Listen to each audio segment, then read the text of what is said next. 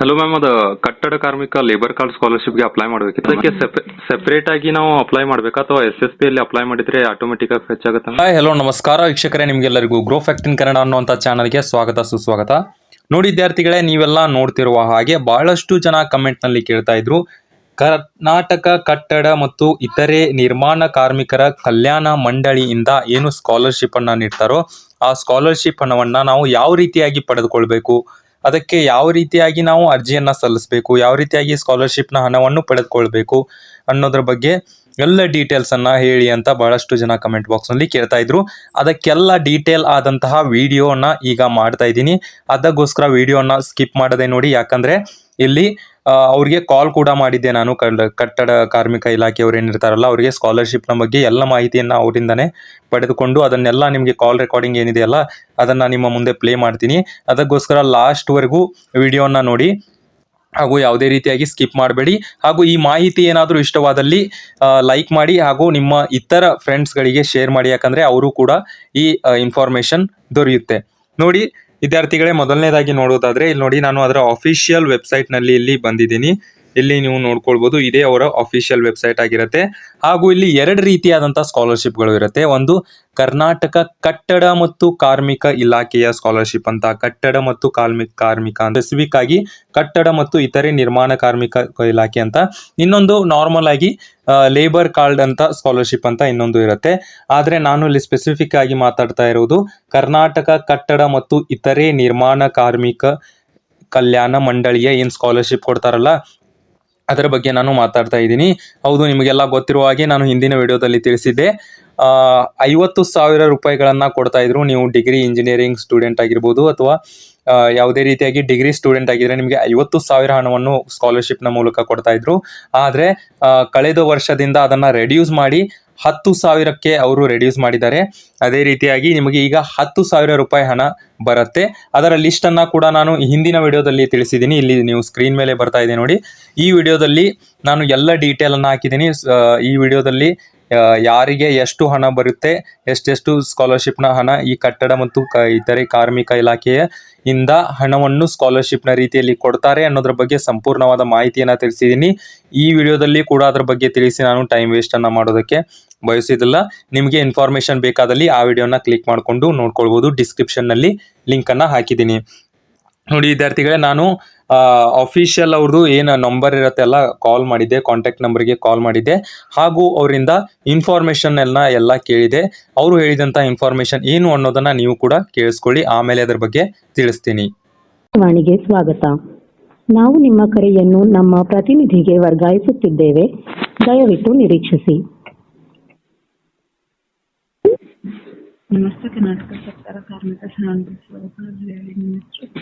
Hello ma'am, ಅದು ಕಟ್ಟಡ ಕಾರ್ಮಿಕ ಲೇಬರ್ ಕಾರ್ಡ್ ಸ್ಕಾಲರ್ಶಿಪ್ಗೆ ಅಪ್ಲೈ ಮಾಡಬೇಕಿತ್ತು ಮ್ಯಾಮ್. ಅದಕ್ಕೆ ಸೆಪರೇಟ್ ಆಗಿ ನಾವು ಅಪ್ಲೈ ಮಾಡಬೇಕಾ ಅಥವಾ SSP ಅಲ್ಲಿ ಅಪ್ಲೈ ಮಾಡಿದ್ರೆ ಆಟೋಮೆಟಿಕ್ ಆಗಿ ಫೆಚ್ ಆಗುತ್ತೆ ಮ್ಯಾಮ್? SSP ಅಪ್ಲೈ ಮಾಡಿದ್ರೆ ಆಟೋಮೆಟಿಕ್ ಆಗಿ ಫೆಚ್ ಆಗುತ್ತೆ. ಅಂದ್ರೆ SSP ಅಷ್ಟೇ ಅಪ್ಲೈ ಮಾಡಿದ್ರೆ ಆಟೋಮೆಟಿಕ್ ಆಗಿ ಲೇಬರ್ ಕಾರ್ಡ್ದು ಫೆಚ್ ಆಗಿ ಅಮೌಂಟ್ ಬರುತ್ತಲ್ಲ ಮ್ಯಾಮ್? ಹೌದು, ಸೆಪರೇಟ್ ಆಗಿ ಹಾಕುವಂತ ಅವಶ್ಯಕತೆ ಇಲ್ಲ ಮ್ಯಾಮ್? ಇಲ್ಲ. ಅಂದ್ರೆ ಹೋದ್ ಸರ್ತಿ ಸೇವಾ ಸಿಂಧು ಎಲ್ಲ ಹಾಕೋದಿತ್ತಲ್ಲ ಮ್ಯಾಮ್, ಅದಕ್ಕೆ. ಈ ಸಲ ಆ ಥರ ಇಲ್ಲ sir. Okay okay, thank you.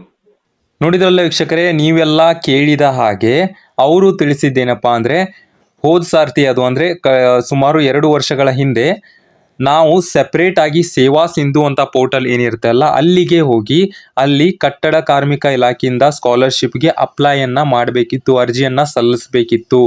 ಆದರೆ ಈಗ ಕಳೆದು 2 ವರ್ಷಗಳಿಂದ ಏನಿದೆಯಲ್ಲ ಅದನ್ನು ಚೇಂಜ್ ಮಾಡಿದ್ದಾರೆ. ಅಂದರೆ ಹೋದ ವರ್ಷ ಕೂಡ ನಾವು ಯಾವುದೇ ರೀತಿಯಾಗಿ ಸ್ಕಾಲರ್ಶಿಪ್ಪನ್ನು ಹಾಕುವಂಥ ಅವಶ್ಯಕತೆ ಇರಲಿಲ್ಲ, ಹಾಗೂ ಈ ವರ್ಷ ಕೂಡ ಯಾವುದೇ ರೀತಿಯಾಗಿ ಸ್ಕಾಲರ್ಶಿಪ್ ಹಾಕುವಂಥ ಅವಶ್ಯಕತೆ ಇಲ್ಲ.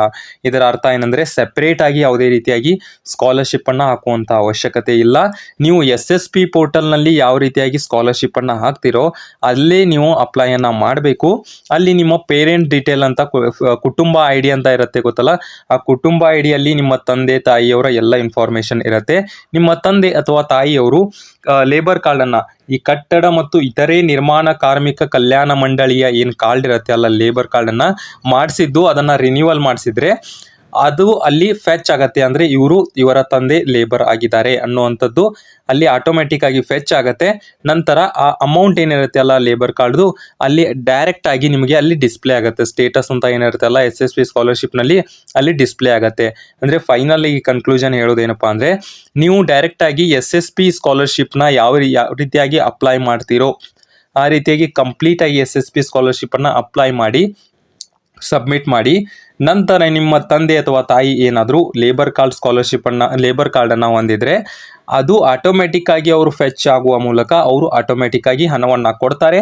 ನೀವು ಈ ಸ್ಕಾಲರ್ಶಿಪ್ನ ಬಗ್ಗೆ ಯಾವುದೇ ರೀತಿಯಾಗಿ ತಲೆ ಕೆಡಿಸ್ಕೊಳ್ಳುವಂಥ ಅವಶ್ಯಕತೆ ಇಲ್ಲ. ಆದರೆ ಒಂದೇ ಒಂದು ಮಾಡಬೇಕಾದಂಥ ಕಾರ್ಯ ಏನಪ್ಪ ಅಂದರೆ, ನಿಮ್ಮ ಲೇಬರ್ ಕಾರ್ಡ್ ಏನಿರುತ್ತೆ ಅಲ್ಲ, ಕಟ್ಟಡ ಕಾರ್ಮಿಕ ಇಲಾಖೆಯ ಲೇಬರ್ ಕಾರ್ಡ್, ಅದನ್ನು ರಿನ್ಯೂವಲ್ ಮಾಡಿಸಿ. ಯಾಕಂದರೆ ಪ್ರತಿ ವರ್ಷಕ್ಕೊಮ್ಮೆ ಅದನ್ನು ರಿನ್ಯೂವಲ್ ಮಾಡಿಸ್ಬೇಕು ಅಂತ ಇರುತ್ತೆ. ಅದನ್ನು ರಿನ್ಯೂವಲ್ ಮಾಡಿಸಿದ್ರೆ ಅಷ್ಟೇ ಸಾಕು, ನಿಮಗೆ ಆಟೋಮೆಟಿಕ್ ಆಗಿ ಹಣ ಬರುತ್ತೆ. ಹಾಗೂ ಇಲ್ಲಿ ನಿಮಗೆ ಹೋದ ವರ್ಷದ್ದು ಕೂಡ ಒಂದು ಅಪ್ಲಿಕೇಶನ್ ಕೂಡ ನನ್ನ ಬಳಿ ಇದೆ. ಅಫಿಷಿಯಲ್ ಆಗಿ ಕಟ್ಟಡ ಕಾರ್ಮಿಕ ಇಲಾಖೆಯವರೇ ಬಿಟ್ಟಿದ್ದು, ಅದನ್ನು ಕೂಡ ನಿಮ್ಮ ಮುಂದೆ ತೋರಿಸ್ತೀನಿ ನೋಡಿ. ಇಲ್ಲಿ ನೋಡ್ಬೋದು ವಿದ್ಯಾರ್ಥಿಗಳೇ, ಇಲ್ಲಿ ಇದು ಹೋದ ವರ್ಷದ್ದಾಗಿದೆ. 2023 ಮತ್ತು 24ನೇ ಸಾಲಿನದ್ದಾಗಿದೆ. ಇಲ್ಲಿ ನೋಡ್ಕೊಳ್ಬೋದು. ಕರ್ನಾಟಕ ಕಟ್ಟಡ ಮತ್ತು ಇತರೆ ನಿರ್ಮಾಣ ಕಾರ್ಮಿಕರ ಕಲ್ಯಾಣ ಮಂಡಳಿಯ ವತಿಯಿಂದ ನೋಂದಾಯಿತ ಕಾರ್ಮಿಕರ 2 ಮಕ್ಕಳಿಗೆ ಶೈಕ್ಷಣಿಕ ಧನ ಸಹಾಯವನ್ನು ಪ್ರತಿ ವರ್ಷ ನೀಡಲಾಗುತ್ತಿತ್ತು. ಅದರಂತೆ 2023 ಮತ್ತು 24ನೇ ಸಾಲಿನಲ್ಲಿ ಅರ್ಹ ಕಟ್ಟಡ ಮತ್ತು ಇತರೆ ನಿರ್ಮಾಣ ಕಾರ್ಮಿಕರ ಮಕ್ಕಳ ವಿದ್ಯಾಭ್ಯಾಸಕ್ಕಾಗಿ ಶೈಕ್ಷಣಿಕ ಧನ ಸಹಾಯವನ್ನು ಪಡೆಯಲು ಎಲ್ಲ ಅರ್ಹ ಫಲಾನುಭವಿಗಳು ರಾಜ್ಯ ವಿದ್ಯಾರ್ಥಿ ವೇತನ ತಂತ್ರಾಂಶ ಅಂದರೆ SSP, ನಾನು ನಿಮಗೆ ಈಗಾಗಲೇ ಹೇಳಿದಾಗೆ ನೀವು SSPಯನ್ನು ಕಂಪ್ಲೀಟಾಗಿ ಫಿಲ್ ಮಾಡಿ ಅದನ್ನು ಸಬ್ಮಿಟ್ ಮಾಡಿದರೆ ಅಷ್ಟೇ ಸಾಕು. ಮೂಲಕ ಅರ್ಜಿಯನ್ನು 31/5/2024 ಅಂದರೆ ಹೋದ ವರ್ಷದನ್ನು ತಿಳಿಸಿದ್ದಾರೆ ಅವರು, ಡೇಟ್ ಆವಾಗಿಂದಿದೆ ರೊಳಗೆ ಸಲ್ಲಿಸತಕ್ಕದ್ದು. 2023-24ನೇ ಸಾಲಿಗಾಗಿ ಈಗಾಗಲೇ SSP ತಂತ್ರಾಂಶದಲ್ಲಿ ಅರ್ಜಿ ಸಲ್ಲಿಸಿರುವ ಫಲಾನುಭವಿಗಳು ಪುನಃ ಅರ್ಜಿಯನ್ನು ಸಲ್ಲಿಸುವಂಥ ಅವಶ್ಯಕತೆ ಇರುವುದಿಲ್ಲ. ಅಂದರೆ ಇಲ್ಲಿ ಅವರು ತಿಳಿಸ್ತಕ್ಕಂಥ ಏನು ಇನ್ಫಾರ್ಮೇಷನ್ ಏನಂದರೆ, ನೀವು SSPನಲ್ಲಿ ಸ್ಕಾಲರ್ಶಿಪ್ಗೆ ಅಪ್ಲೈಯನ್ನು ಮಾಡಿದರೆ ಸಾಕು, ನೀವು ಯಾವುದೇ ರೀತಿಯಾಗಿ ಇದಕ್ಕೆ ಸೆಪರೇಟ್ ಆಗಿ ಲೇಬರ್ ಕಾರ್ಡ್ ಕಟ್ಟಡ ಕಾರ್ಮಿಕ ಇಲಾಖೆಯಿಂದ ಸ್ಕಾಲರ್ಶಿಪ್ಪನ್ನು ಪಡೆದುಕೊಳ್ಳೋದಕ್ಕೆ ಸಪ್ರೇಟ್ ಆಗಿ ಯಾವುದೇ ಅರ್ಜಿಯನ್ನು ಸಲ್ಲಿಸತಕ್ಕಂಥ ಅವಶ್ಯಕತೆ ಇಲ್ಲ. ಹಾಗೂ ನಿಮಗೆ ಇನ್ನೊಂದು ಹೇಳಬೇಕಾಗಿರುವಂಥ ಇಂಪಾರ್ಟೆಂಟ್ ಆದಂಥ ವಿಷಯ ಏನಂದರೆ, ಆ ಲೇಬರ್ ಕಾರ್ಡ್ ಏನಿರುತ್ತೆ ಅಲ್ಲ ಅದನ್ನು ರಿನ್ಯೂವಲ್ ಮಾಡಲಿಲ್ಲ ಅಂದರೆ ಅದು ಬಂದಾಗಿರುತ್ತೆ, ನಿಮ್ಮ ಕಾರ್ಡ್ ಬಂದಾಗಿರುತ್ತೆ, ಯಾವುದೇ ರೀತಿಯಾಗಿ ಹಣ ಪಡೆದುಕೊಳ್ಳೋದಕ್ಕೆ ಸಾಧ್ಯವಾಗೋದಿಲ್ಲ. ಈ ಸ್ಕಾಲರ್ಶಿಪ್ನ ಬಗ್ಗೆ ಫೈನಲ್ ಆಗಿ ಕನ್ಕ್ಲೂಷನನ್ನು ಹೇಳಬೇಕಂದ್ರೆ, ನೀವು ಇಲ್ಲಿ 2 ಸ್ಟೆಪ್ಗಳನ್ನು ಫಾಲೋ ಮಾಡಬೇಕು. ಮೊದಲನೇ ಸ್ಟೆಪ್ ಏನಪ್ಪ ಅಂದರೆ, ನಿಮ್ಮ ಲೇಬರ್ ಕಾರ್ಡ್ ಏನಿರುತ್ತೆ ಅಲ್ಲ, ಕಟ್ಟಡ ಕಾರ್ಮಿಕ ಲೇಬರ್ ಕಾರ್ಡ್ ತಂದೆದಿರಲಿ ಅಥವಾ ತಾಯಿದಿರಲಿ, ಅದನ್ನು ನೀವು ರಿನ್ಯೂವಲ್ ಮಾಡಬೇಕು. ಹಾಗೂ 2ನೇ ಸ್ಟೆಪ್ ಏನಪ್ಪ ಅಂದರೆ, ನೀವು SSP ಪೋರ್ಟಲ್ನಲ್ಲಿ ಹೋಗಿ ನಿಮ್ಮ ಪೇರೆಂಟ್ ID ಏನಿರುತ್ತೆ ಅಲ್ಲ ಎಲ್ಲ ಡೀಟೇಲ್ಸನ್ನು ಹಾಕುವ ಮೂಲಕ ಸ್ಕಾಲರ್ಶಿಪ್ಗೆ ಅಪ್ಲೈಯನ್ನು ಮಾಡಿ ಸಬ್ಮಿಟನ್ನು ಮಾಡಿ, ಅದೇನು ಡಾಕ್ಯುಮೆಂಟ್ಸ್ ಇರುತ್ತೆ ಅಲ್ಲ ಅದನ್ನು ಕಾಲೇಜಿನಲ್ಲಿ ಹೋಗಿ ಕೊಟ್ಬಿಟ್ರೆ ನಿಮ್ಮ ಕಂಪ್ಲೀಟ್ ಸ್ಕಾಲರ್ಶಿಪ್ನ ಏನು ಪ್ರೊಸೆಸ್ ಇರುತ್ತೆ ಅಲ್ಲ ಅದು ಕಂಪ್ಲೀಟ್ ಆಗುತ್ತೆ. ಹಾಗೂ ನೀವು ರೆಕಾರ್ಡಿಂಗ್ನಲ್ಲಿ ಕೂಡ ಕೇಳಿದ್ದೀರಿ, ಇನ್ನೊಮ್ಮೆ ಬೇಕಾದರೆ ನೀವು ಅದನ್ನು ಪ್ಲೇ ಮಾಡಿಕೊಂಡು ಕೇಳ್ಬೋದು. ಕೊನೆವರೆಗೂ ನಮ್ಮ ವಿಡಿಯೋನ ನೋಡೋದಕ್ಕೆ ಧನ್ಯವಾದಗಳು ವಿದ್ಯಾರ್ಥಿಗಳೇ.